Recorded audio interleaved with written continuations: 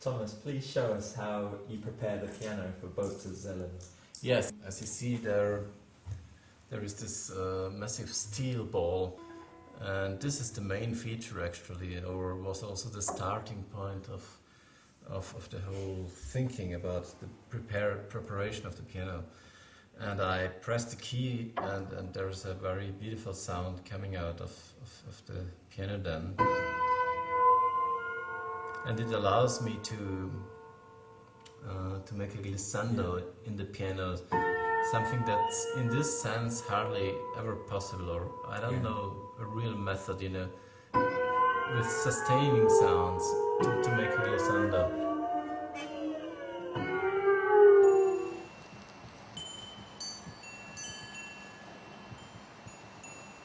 The title comes from an Austrian film by the director Barbara Albert.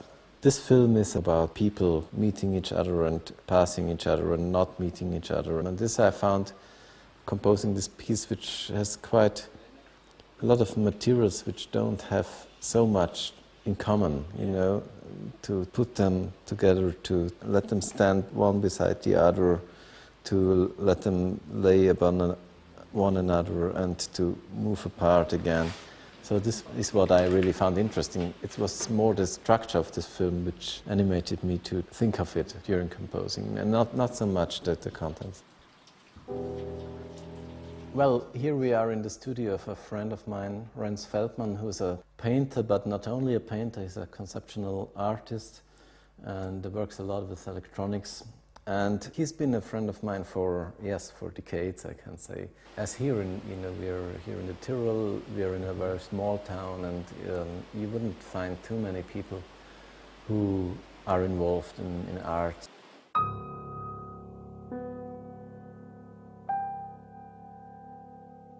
Well, this is quite a special place for me. It was a place of my childhood where I spent many hours, and just this little pasture here has always been a place of retreat for myself.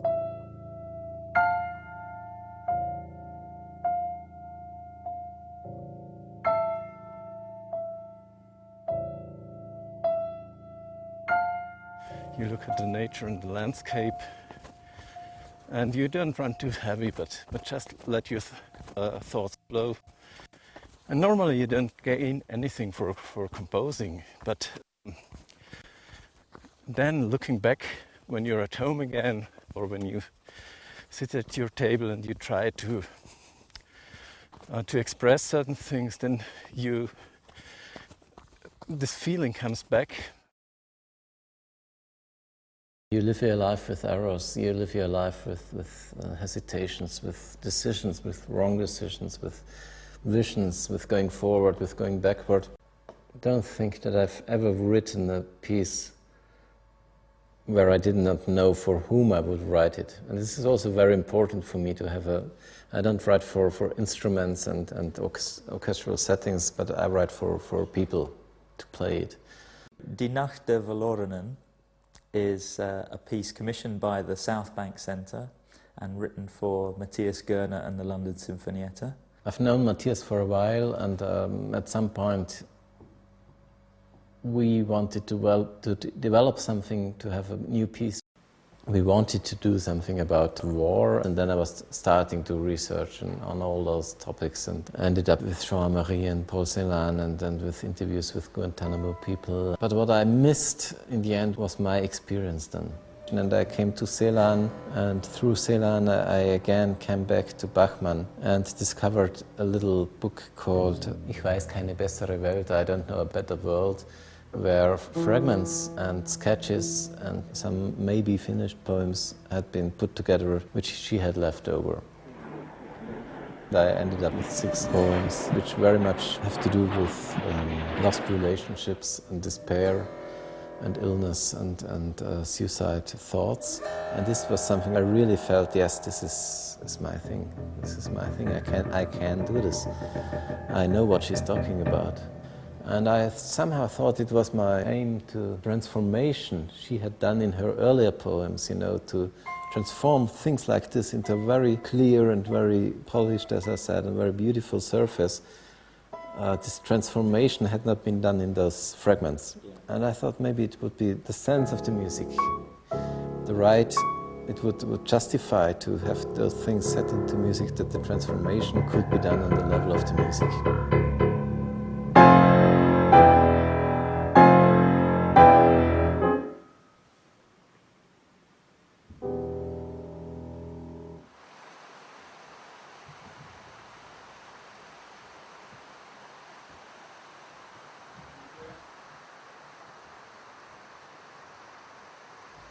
And your two pieces are surrounded by the music of Toru Takemitsu.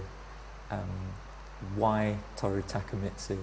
Well, Takemitsu has been a hero, musical hero for me for a very long time, as he is such a single person, a man who walked through this musical universe as an alone-standing person and having a very individual approach to all this, what we call modern music and avant-garde.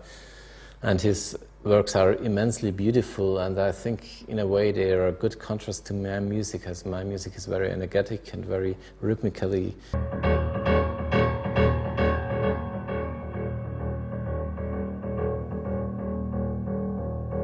I think it might be ideal for a listener to have my things and then to go back into this magic Takemitsu world and then going to a piece of mine again and then back again. So let's see whether this works out. I hope so.